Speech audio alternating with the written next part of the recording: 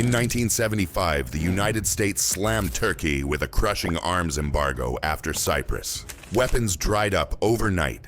Fighter jets sat silent on runways. Tanks rusted without parts. Generals whispered one word: collapse. The world thought Turkey's military would break, but instead that embargo lit a fuse that would ignite a rise no one saw coming. By 2025, the picture has flipped. Turkey is no longer a beggar for imports. It is exporting $6 billion in weapons across 185 markets. Its navy sails with frigates and submarines built at home. Its air force prepares for stealth fighters of its own design. Its flagship is a drone carrier, the first on Earth, and its UCAVs dominate battlefields from Ukraine to the Middle East. What outsiders thought would cripple Turkey became the vow that forged its future. Never again dependent. This was not collapse. This was resurrection. How did NATO's poor flank guard transform into a powerhouse shaking Europe, Russia, and the Middle East? If you believe embargoes cripple nations, Turkey's story will tear that belief apart. Because in 2025, this isn't pride. It is power that neighbors fear, NATO needs, and rivals cannot stop. This is the shocking rise of Turkey's military might, seeded in embargo, forged in war, unleashed on the world. In 1975, the sky over Turkey went silent. The United States had slammed a crushing arms embargo after the Cyprus War. American spares stopped arriving. Weapons shipments froze. Turkish jets sat grounded on runways. Helicopters rusted. Tanks stood idle.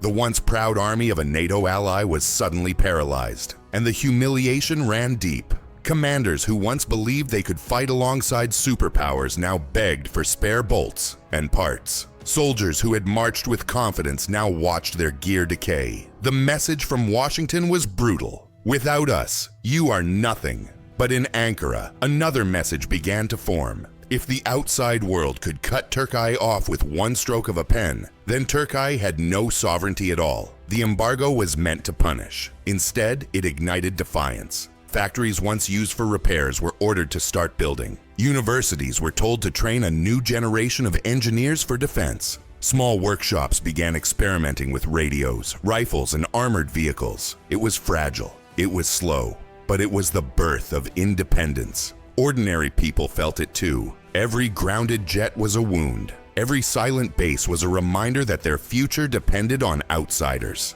The anger grew into determination, never again dependent.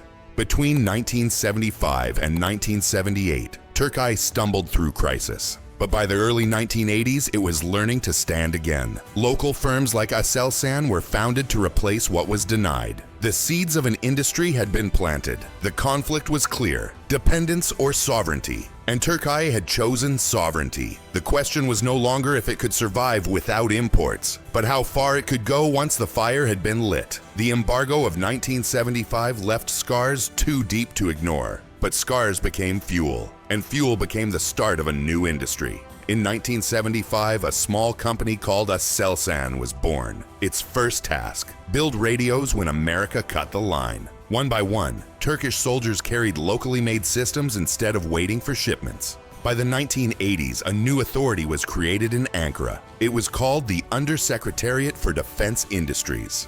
Its mission was not to import. Its mission was to create. Factories were ordered to design. Universities were ordered to train. Engineers were ordered to deliver. The West mocked these efforts. They said Turkey was too weak, too unstable, too poor, but every laugh only hardened the will. Then came the late 1980s breakthrough. Turkey signed a deal to co-produce F-16 fighters. For the first time, jets rolled out of Turkish hangars stamped with Turkish hands. Not full sovereignty yet, but the first lesson in how to stand again. Through the 1990s, the network grew. Roketsan built missiles. Havelsan built software and systems. Vehicle plants produced armored carriers. Piece by piece, a broken army was being rebuilt. By the 2000s, the results were undeniable. Turkey's domestic defense share, once stuck near 20%, was climbing past 70%. For soldiers, this meant weapons with a Turkish nameplate. For citizens, it meant pride carved in steel. But the conflict never left. Western analysts still sneered. They called Turkish systems untested, unproven, unworthy. Persistence versus skepticism.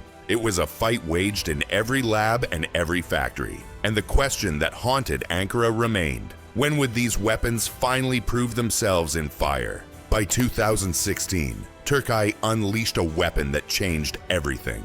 The Bayraktar TB2 drone. Small, cheap, and homegrown. At first, the world dismissed it. How could a low-cost drone matter against billion-dollar armies? Then came Syria. Turkish drones hunted tanks in Idlib. Columns of armor burned from precision strikes. Command centers went dark. For the first time, soldiers on the ground feared a buzzing sky. Next came Libya. The TB2s flew over Tripoli. Russian-built defenses tried to stop them. They failed. Convoys, radars, artillery, all shredded in hours. And then came the war that shocked the world. Nagorno-Karabakh, 2020. Azerbaijan's forces, armed with TB2s, cut through Armenian defenses. In days, entire armored battalions collapsed. Trenches, bunkers, anti-air systems. None survived. The maps of the front lines changed faster than diplomats could react. The fact was undeniable. Cheap Turkish drones humbled billion-dollar Russian systems, and the images spread like wildfire. Videos of tanks exploding went viral. The myth of invincible armor was broken. The emotional impact was staggering. For Turkey, it was vindication. For decades, outsiders mocked Turkish engineers as copycats. Now their invention rewrote modern war. The conflict was clear: innovation versus tradition. While superpowers clung to expensive fighters, Turkey showed that low-cost swarms could dominate battlefields. And every strike carried a deeper message. The age of traditional warfare was dying. By 2020, militaries across the globe studied the TB2. Some rushed to buy, others scrambled to adapt, but all understood the same truth. Turkey had sparked a revolution, and the question burned: could Ankara carry this drone revolution from land to sea? For decades, Turkey's navy guarded only its coastline. But in 2023, a new doctrine rose: Mavi Vatan, the blue homeland. It declared that Turkey's power did not end at the shore. It stretched across the Aegean, the Mediterranean, and the Black Sea. Words alone did not prove it. Steel did. That same year, the TCG Anadolu was commissioned. At first glance, it looked like an assault ship, but its true purpose was revolutionary. It became the world's first drone carrier. From its deck, trials began for the Bayraktar TB3, a drone designed to fold its wings and launch at sea. And alongside it, the Kızılelma, a jet-powered UCAV prepared for carrier takeoff. No navy had ever fielded such a combination, not even the United States. For the first time, a nation long dismissed as a minor fleet now stood at the front of maritime innovation. Emotionally, it was a transformation, from defending the coast to controlling the seas, from guarding harbors to projecting power across oceans. But every move at sea triggered alarms abroad. Greece watched nervously from across the Aegean. France pushed back, sending ships to remind Ankara of NATO's hierarchy. The Mediterranean was no longer calm. It was contested. And at its center, a Turkish carrier carried drones into a new era of naval warfare. The conflict was sharp: Turkish expansion versus Allied resistance. But Anadolu was only the surface, because as its decks roared with drones, below the waves, a quieter weapon surfaced. In January 2024, Turkey unveiled a symbol of its new navy. The TCG Istanbul, the country's first indigenous frigate, sailed into service. It was not bought. It was built at home. Every radar, every missile bay, every system designed and assembled in Turkey. For decades, frigates had been import stamped with foreign flags. Now, the flag was Turkish. And the difference was more than pride. It was power owned, not borrowed. Months later, in August 2024, another milestone surfaced. The TCG Piri Reis, Turkey's first air-independent propulsion submarine, joined the fleet. It could stay underwater for weeks, silent and unseen. For the first time, Turkish waters were patrolled by submarines of its own making. Then came the moment that silenced skeptics. In 2025, the TCG Istanbul conducted a live-fire trial. A missile roared from its all-Turkish vertical launch system. The target was struck clean. It was the first kill at sea powered entirely by Turkish technology. For shipyards across the nation, it was vindication. The dream of building warships was no longer a dream. It was reality. The emotional weight was immense. A nation once forced to beg for spare parts was now writing its own naval chapter. From frigates to submarines, from surface to depths, Turkey was becoming a shipyard nation. The conflict was clear. Old dependency versus new autonomy. Every keel laid down, every launch at sea was another chain broken. And as the Navy grew, one question loomed larger. Ships could rule waters, subs could rule depths, but the skies above Turkey still carried the greatest threat. The question now was, how would Turkey defend its skies? For years, Turkey begged for air defenses. Requests for Patriot systems were stalled. Proposals for European missiles were denied. Each rejection left Turkish skies vulnerable. Each delay was a reminder of dependence. But in 2025, that story shattered. Because Turkey unveiled its own steel dome. At its heart stood the SIPER long-range air defense system. Beside it, the Hyzar family of medium and short-range interceptors. Together, they formed a shield. Layered, integrated, and Turkish. No more waiting for approval.